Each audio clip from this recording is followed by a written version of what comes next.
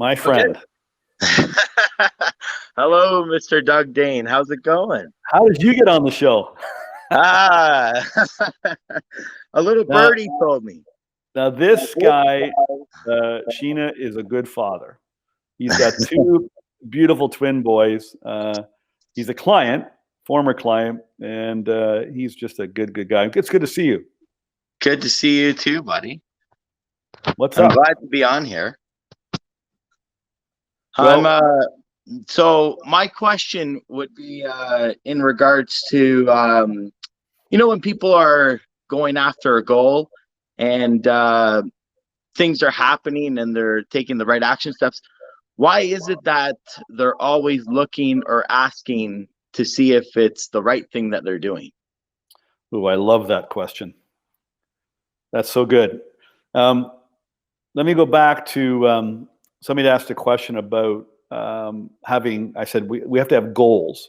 Yes. You have to know where you're going, right? So as soon as you decide this is what I want, this is where I want to go, then if what you want is in any way in conflict with your beliefs, your rules, your values, your past experiences, your self-confidence, if there's any conflict at all, it's going to set up a physical feeling. We call it the terror bear. You get this feeling, and people don't really understand what's going on. It's actually called the law of opposites. And so when you have a positive thought, by law, through the law of opposites, a negative thought has to show up in the same place at the same time. Now, when you have both the positive and negative showing at the same time, you get this feeling and you get uncomfortable. And very quickly, your rules, values, beliefs, all that stuff can begin to talk you out of the very thing that you want to do. So that's the first thing that happens. Now, what I discovered, it took me a while, because I was so used to asking people for advice and for their opinion. I said, Steve, can I just get your advice? Let me ask you your opinion. And I spent my whole life doing that. And I did that because when I was little and then growing up as a teenager and young adult, I just wasn't sure of myself. I lacked so much confidence that I wasn't confident enough to do the things I wanted to do. And then when I did do them, I was so messed up that I screwed them up. I go, man, oh man, there's something wrong with me. And so we were brought up, and that's back to the beginning of the show, where this notion of judgment and fear of criticism, we've just been brought up that way. We learned very early on to second guess ourselves. Our educational system, our parenting system, the systems that support both those systems have fostered a habitual behavior of being unsure and second guessing. And so we're conditioned to go, hey, what do you think I should do? What do you think I should do? What do you think I should do? And that's just a habit.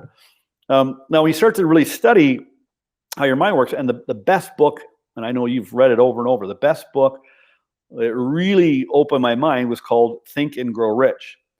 And a lot of people have read the book, but they don't really understand what the book is actually about. And in it, he explains Andrew Carnegie's formula, who was the wealthiest man in the world in the early 1900s. He discovered a secret to how you go from a poor immigrant Scottish kid to the wealthiest man in the world. And his mission was to accumulate a fortune and give it all away. And that's what he did. And so he had this, he inspired the author Napoleon Hill to write this formula, the laws of success is what it was originally called. And so you have these gifts. You have your mind, you have your brain, you have the subconscious mind, you have your intuition. Okay, you got these mental tools, and you have the ability through your mind and your brain to send information and receive information, much like a radio.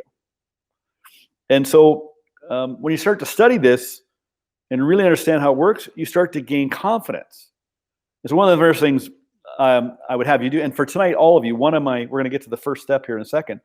One of your first steps that I would have you do is I would make a decision that you're going to stop asking for the opinion of others. Just stop it.